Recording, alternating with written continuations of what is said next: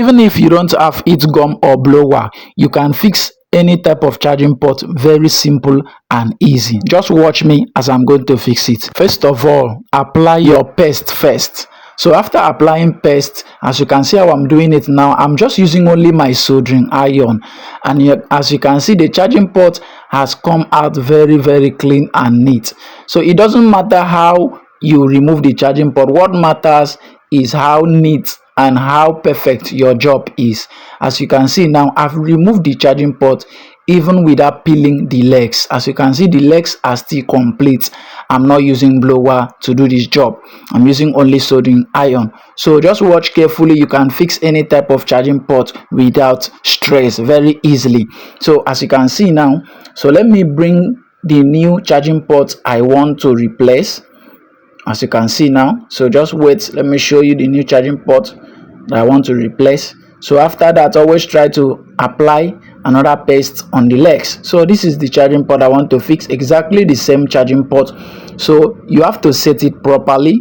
When you want to fix it, make sure you set it properly. As you can see, I'm setting my own properly and it has entered very well. If you don't set it well, the legs will not socket very well. As you can see now, it has socket very well without using blower, just my soldering iron. So I'm going to use liquid lead to solder the legs so that the legs will be very strong. So if you have liquid lead, use liquid lead also. It will give you a very perfect job. So as you can see, I'm using liquid lead now so that I can solder the legs perfectly. Please, if you have not subscribed to this channel, subscribe to this channel for more educational videos. So as you can see, let me solder the legs now. So I'm applying the liquid lead. Sorry for this because my lead has dried up, so I had to use another lead so that I can make the work neat. So always make sure you solder the legs like this, and always try to be careful so that the legs will not join together, because if the legs join together, it might not work perfectly. Even if it charge, it might not charge very well, and it might not connect to your system like data. If you want to connect to your system to copy files, it might not. So make sure you take your time to make the legs very separate and very clean. So as you can see, this is how to fix it. Very simple and very clean. So after that, always make sure you solder the legs also to make it very strong.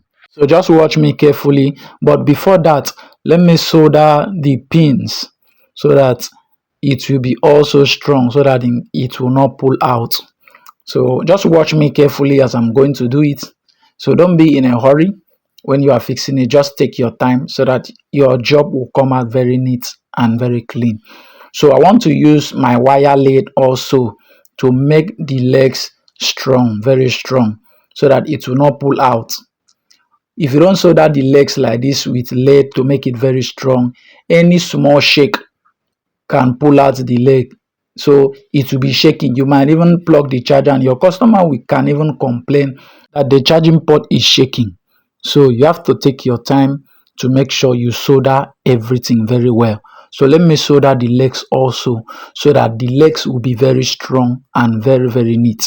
So if you understand how to fix charging port, you don't need to stress yourself.